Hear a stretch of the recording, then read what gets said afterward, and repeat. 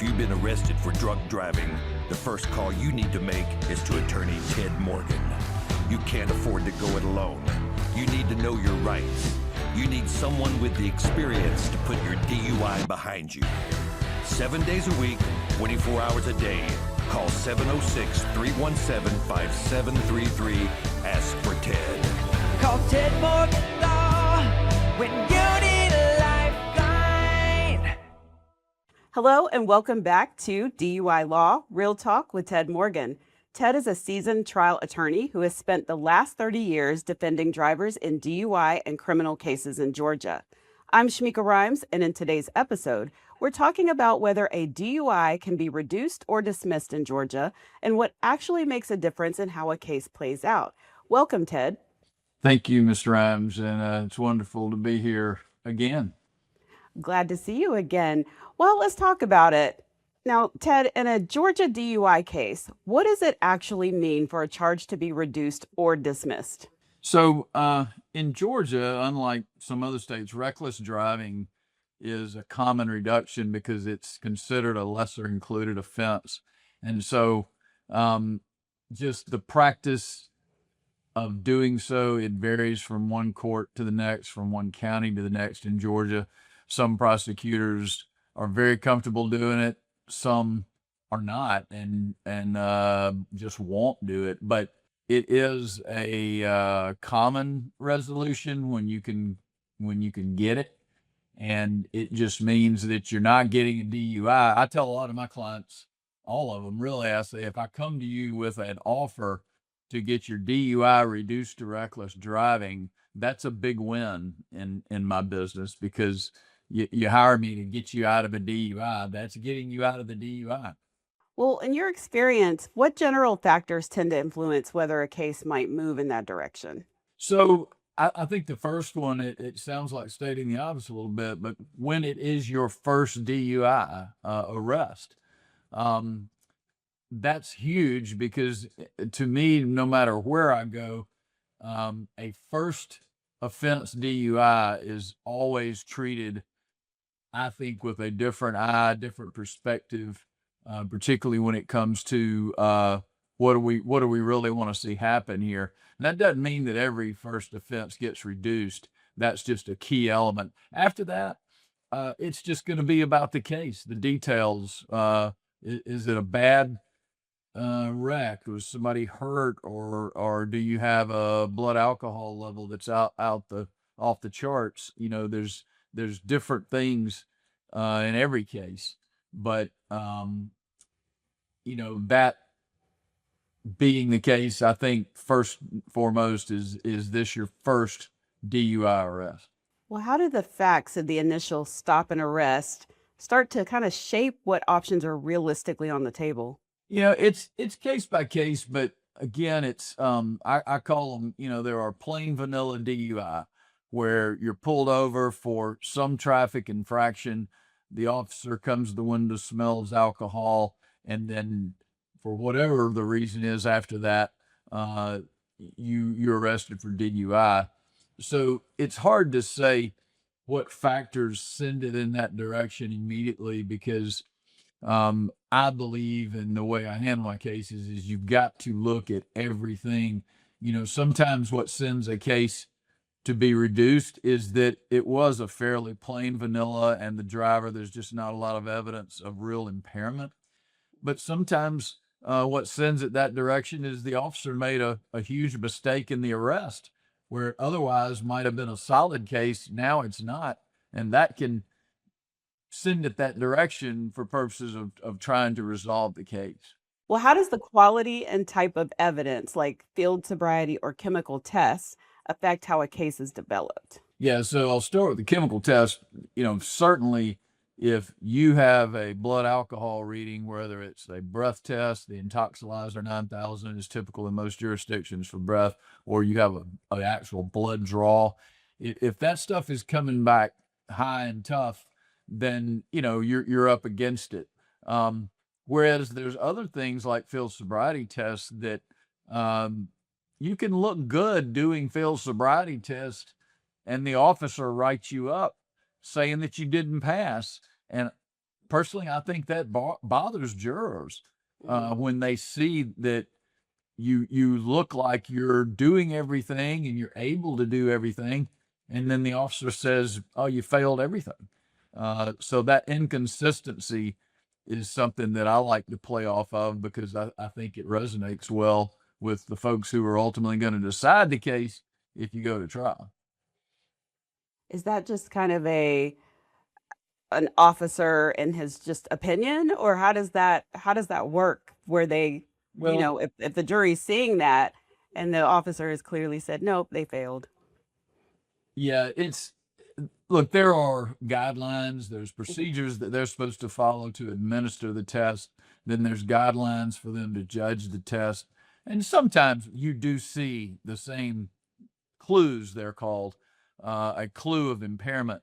And Mhm. so the validation of these tests, while questionable for sure, what we get out of that is as they call them, standardized. And Mhm. so they try to show you that based on the standardized test, you did certain things wrong. It's just sometimes, when you watch the video, if you have an arrest video, most time today we do.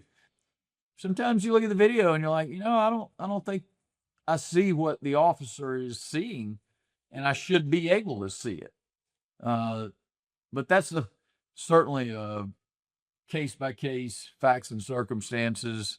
How does your client present on the night of arrest? Well, how do early decisions in a case start to influence how it might be resolved later? Well, certainly, if you mean early decisions in the actual litigation of the case, it would be decisions. One, what does the state do? How are they prosecuting the case? Are they prosecuting it based on a blood alcohol level that's going to be admissible, or are they prosecuting it on a facts and circumstances, what we call DUI less safe?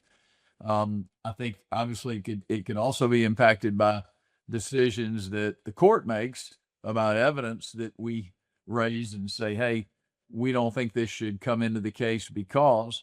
So those kind of things can play, but frankly, a lot of mine early in the case, we're just looking hard at everything that's on the table, and what makes sense, what doesn't make sense. Um, Kind of what we were saying earlier. Does your client look good on the video? And if he does or doesn't, then what else do we have to deal with? Like a high blood alcohol. Well, at what point in a case do you tend to see things kind of start to shift? And if they do, towards a more favorable outcome? I think mainly when I see it shift is going to be after we have taken, in a typical case, you're going to have an arrest report, a written report of the officer. And then if your client submitted to a breath or urine or blood test, then you might have those test results. And then eventually you get the arrest video, and sometimes that's not provided out front. We have to kind of beat on them a little bit, and they have to beat on the agency to release the video. It's just process, not anybody being stubborn. But when you're able to take all of that and assimilate it and say, okay, this is what he wrote up, and look at the video, is that really what happened? And I don't mean this to be critical of officers, but you'd be surprised how often they don't really quite match up, or there's a critical piece of the pie from the video that's not in the report that maybe changes the context of what happened. If somebody's accused of for instance, I instructed the driver to dim his headlights before he got out of the car, and he had trouble doing that. There may be a point where he does dim them, and the officer doesn't mention that in the report. It's hard to come up with all examples, but yeah, once we get it all, that's when you really can turn. I never tell anybody on a first call right out of the chute, oh yeah, because you said X, I know we're going to win this case, because the officer might have a different version, and you got to deal with it. Even if they're wrong, you still got to deal with what they say. Well, from your experience, how do prosecutors typically evaluate these cases when deciding how to move forward? How do they evaluate them? They're gonna probably do it the same way in a broad brush sense. But the prosecutors, typically most jurisdictions, they're saddled with a lot of cases. I mean, we handle a lot here too, but they're answering to maybe more than one judge. They may have several dockets rolling, you never know. But what we do know is that they haven't had a chance to sit down and meet our client and figure out who is the defendant really. All they have is what I call a black and white file. It's got paper in it, and that's all they know is they were arrested for DUI and they had a blood alcohol or they didn't. And to them, it's well, from my perspective, I try to personalize it with my client to gain any leverage we can, whether it's some soldiers we represent. If they've served their country for 15, 20 years and they've been written up a DUI on a really questionable arrest, I think that's highly important. It's about culpability. And this is somebody who's taken bullets for you and me, and now he's being arrested on a marginal charge. I think Yeah. that's compelling. Where do you think people tend to get confused about what it takes for a DUI to be reduced or dismissed? When and how is that new thing we call Google and now Chat GPT. Um, there are certainly ways that stuff can help us. It can help us find a good restaurant, but it Mhm. cannot help us litigate a DUI case or litigate any other case. I tell folks this a lot, is that yeah, you can get a general idea, you can get little bits of specifics of some generalities regarding DUI, but ChatGPT and Google is not going to tell you who your judge is and what they're like. They're not going to tell you who this prosecutor is and whether I get along with them or whether I don't, or how harsh they are or how good they are. And what judges will and won't do. Are they more inclined to listen to some of our legal arguments, or are they more conservative and don't? And so, I think that's where people make mistakes, is they tend to think that Google and Chat GPT can solve all problems. And so I hear that out of some clients' mouths, and I just have to say, hey, you know what? If you don't need me, you don't need me. But if you do, I can't be second guessed by what I call, artificial intelligence, using that term loosely. Right. Right. You're right. People do tend to go to Chat GPT or any AI platform for a lot of things. And, you know, from legal stuff to medical stuff. And it's like, you still got to talk to the professionals. Yeah, yeah. In the end, is Chat GPT going to cut you open and do that surgery? So yeah, but it's understandable. I mean, I've been guilty of trying to learn about something that is technical, we'll say. Mhm. Just if you want to fix a pipe at the house, be careful, because there's probably something there that's going to go wrong that Chat GPT doesn't have the answer. It's the same kind of thought. But yeah, I think some clients make mistakes by deciding they want to believe that there's a way out. Mhm. Understandable, human nature.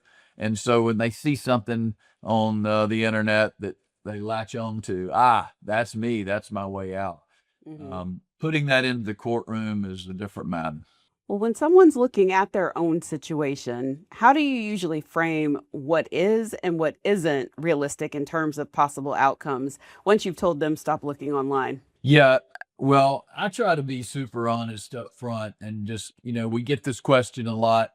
They call, they have maybe hadn't even retained us, but they're giving us the short story, and they say, "What do you think? Can you get this dismissed, or can you get this thrown out, or whatever?" And I say, "Look, I'm being a bad lawyer if I try to tell you I got a crystal ball based on a 5-minute conversation and tell you what the outcome of this case is going to be. Even the worst case, I'm not going to tell you you are cooked, because there's plenty of stuff to learn. Of what looks like a worst case, all of a sudden we find again an officer error that you're not cuffed. So I just try to just be realistic and say, look, some DUI cases we can beat, some we can get reduced, and some we cannot. And then we're doing damage control. And I think any criminal defense attorney in any area, not just DUI, if they're being honest with you, a lot of your practice is really damage control, because, hey, there's something there that the state can prove that may hurt you. And so now I'm trying to control the damage from that, licensing, sentencing, everything. And that's, in a lot of cases, that's where our value comes in. Well, Ted, this has been such an informative conversation. I know I've certainly learned a lot today, so thank you. Well, you're most welcome. I hope our listeners have as well. We're always trying hard to help. That's the bottom line. Well, that's it for today's episode of DUI Law Real Talk. If you or someone you know is dealing with a DUI in Georgia and has questions about what may affect the outcome of a case, visit tedmorganlaw.com to schedule a consultation with Ted. And don't forget to like, subscribe to the show, and leave a review if you found this episode helpful. Thanks for listening. Thanks for watching. Be sure to hit that like and subscribe button and leave us a review in the comments.